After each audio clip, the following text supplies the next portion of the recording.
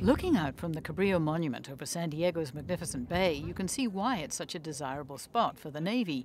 About 60 ships are or will soon be home-ported here. Admiral James Johnson says studies suggest about a quarter of the region's wages come from federal defense spending. We've got a little over 100,000 active duty men and women in uniform, roughly evenly split between the Navy and the Marine Corps, plus an additional 25,000 or so civilian jobs that these are directly to DoD. Then when you add in the vendors, the suppliers, contractors, people like that, that's another source of jobs. So altogether it adds up to about 350,000. Even though the military is being asked to absorb more than $400 billion in cuts over the next decade, San Diego could see gains. If you look at what the guidance says we're going to focus on, Asia Pacific, that favors San Diego. You can't execute that strategy without using a lot of the assets that are in the San Diego region. Under the military budget cuts proposed this spring, San Diego should do better than other communities with big military installations because the U.S. strategy is shifting resources to the West Coast. But if sequestration happens next spring, San Diego could be hurt more than other communities because its economy is so dependent on the military. We think sequestration is going to happen. Frank Hewitt of the National Defense Industry Association in San Diego says sequestration is a hammer waiting to fall. It's been triggered by Congress's inability to reach consensus on how to reduce the federal deficit. It could mean a 10% across-the-board cut, adding up to $500 billion in additional cuts to defense spending over the next 10 years, starting in January.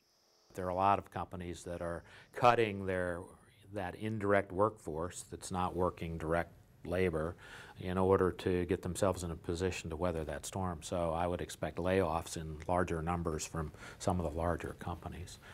Hewitt says small companies could be even more hard hit by sequestration than big companies like SAIC or Cubic. DoD has to say, well, we're going to close this production line down in order to protect this one over here. Those impacts could be felt then by the supporting small business contractors that are subcontractors to those prime contractors that are doing those major programs, shipbuilding and things like that. Former San Diego Congressman, Republican Duncan Hunter, recently gathered a group of retired military to launch a Super PAC, Fight for America. It's raising money to air ads opposing defense cuts in the budget and sequestration. When America is strong, our future is secure. But Barack Obama is taking the wind out of our military.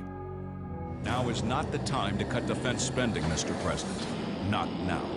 But San Diego Democratic Congresswoman Susan Davis says it's not the president who's responsible for Congress's failure to reach consensus, and that's what's triggering sequestration. What worries me, of course, whenever you have scary tactics that people choose to employ because they can fund it with dollars that are not traceable, that we're not hearing, the full side of this. These super PACs can say and do anything that they want. Nobody is accountable. And so, yes, they can say that this is all on the president. They can say that this is an effort only by one party rather than another. We know that that's not true. Davis, who is on the Armed Services Committee, says she's going to fight to make sure service members' pay and benefits aren't cut. But she says there are other ways to cut military spending without compromising national security. We see that many of our colleagues want to say, well, we don't want to touch defense. Well, I don't want to touch defense either. But in order to not touch defense, everything else needs to go. Davis says the United States needs to keep funding other things like education, transportation, and energy in order to remain strong. A man who's very familiar with the ebbs and flows of federal funding is Greg Knoll of San Diego's Legal Aid Society. The budget often gets balanced on the backs of poor, elderly, disabled, and the middle class.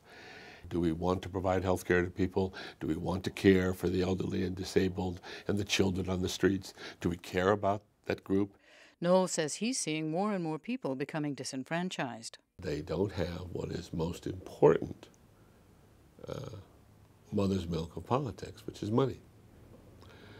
So they'll never have a super PAC. The budget Congress is debating right now includes cuts to things like food stamps, school lunch programs, and housing assistance. While the defense budget could hurt other regions, it does include a small pay raise for military personnel and almost $300 million in military construction projects for San Diego. Here in San Diego, that we need to fight hard for those areas where we feel we could not afford to cut, and there are some, and then yet there are other areas where we probably could look at it and say, okay, you know, this is not as important as something else.